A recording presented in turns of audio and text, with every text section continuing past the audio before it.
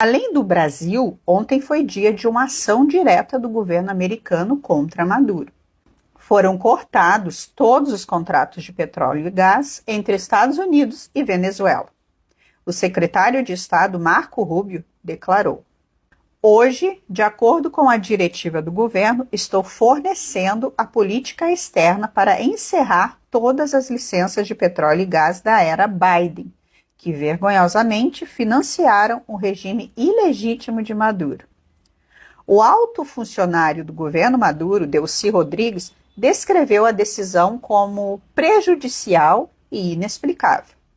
Trump explicou que sua decisão reverte as concessões que o corrupto Joe Biden fez ao venezuelano Nicolás Maduro no acordo de transações petrolíferas de 26 de novembro de 2022, bem como aquelas relacionadas às condições eleitorais que Maduro não cumpriu. Resumindo, acabou a farra. Não cumpriu a promessa de realizar eleições limpas? Então sofrerá as consequências. Isso vai ser um baque econômico no regime. Mas temos novidades nas ações contra Alexandre de Moraes. Pois bem, o comitê que aprovou o início da tramitação da lei que vai punir Alexandre de Moraes intimou todas as gigantes do setor de tecnologia para depor.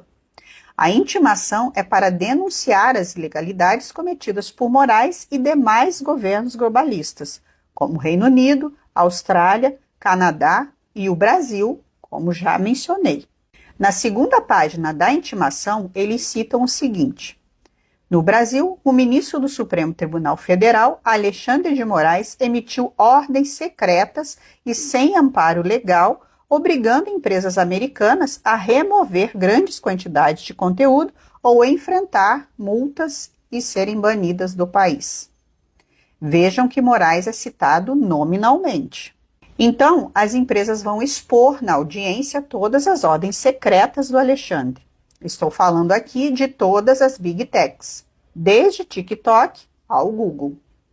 E isso faz parte de um processo maior, pois o comitê está investigando a cooperação de Moraes com Hillary Clinton e John Kerry. O que isso significa? Significa que eles estão investigando uma conspiração interna do governo Biden para promover censura nos Estados Unidos e pelo mundo. O crime seria atentar contra a Constituição dos Estados Unidos. Em um caso mais extremo, poderia ser considerado até traição à pátria. Só que no meio desse bolo, Moraes entraria como agente externo dessa conspiração. Resumindo, meus amigos, aquela profecia do Elon Musk sobre Moraes ser preso não é mais tão fantasiosa assim. Reparem esse trecho no final da intimação. Figuras públicas como Hillary Clinton e John Kerry expressaram apoio a medidas que poderiam enfraquecer a primeira emenda, classificando-a como um grande obstáculo para combater a desinformação e enfrentar as mudanças climáticas. Essas legislações e atitudes podem, em última análise, impactar negativamente o direito dos americanos à liberdade de expressão, especialmente se essas regulamentações forem replicadas ou tiverem efeitos extraterritoriais. Então, claramente, é uma investigação contra uma conspiração interna que vai inevitavelmente atingir Moraes de tabela. Ontem, o Itamaraty emitiu uma nota contra os Estados Unidos em resposta àquela nota do Departamento de Estado americano. E vejam que os ministros estão incomodados, eles estão acuados. Para evitar o colapso das instituições e um golpe de Estado aqui no Brasil. Isso é só o começo, né? Que deve haver mais sanções ao ministro Alexandre de Moraes, mais medidas, né? Pelo lado do Supremo houve um incômodo e houve uma contrariedade grande também, o Megali, com a demora do governo brasileiro em responder ao Departamento de Estado. O Departamento de Estado norte-americano. Um dos argumentos do governo brasileiro é que eles atuaram só dentro do Brasil. Parece que eles deixaram cair isso aqui. Dia 1º de agosto de 2020, o Facebook denuncia que foi obrigado a bloquear pessoas a nível global. A gente lê agora a nota que o porta-voz do Facebook acaba de divulgar. O Facebook havia cumprido com a ordem de bloquear as contas no Brasil ao restringir a visualização das páginas e perfis a partir de endereços IP no país. Isso significa que pessoas com endereço IP no Brasil não conseguiam ver os conteúdos, mesmo que os alvos da ordem judicial tivessem alterado sua localização IP.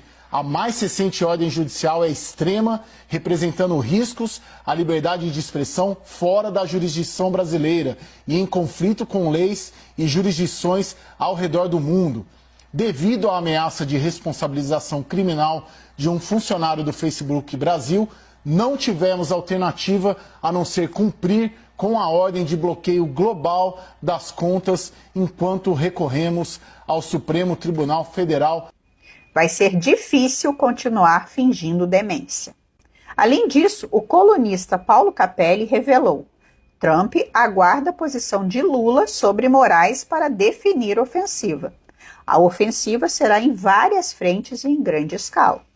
Definitivamente, Alexandre de Moraes está no seu pior momento, mas ele tem aliados como Boulos, que resolveu levantar a voz e, segundo ele mesmo, avisar aos Estados Unidos que eles não apitam nada aqui. Além disso, o PT anunciou que vai entrar com uma ação contra Eduardo Bolsonaro. Não é deputado mais do Brasil e fica lá fazendo intriga e agora quer desmoralizar a justiça brasileira, o Supremo Tribunal Federal. Eu estou assinando agora uma representação para que o passaporte desse Eduardo Bolsonaro seja retido no Brasil. Ele não pode continuar fazendo o que está fazendo.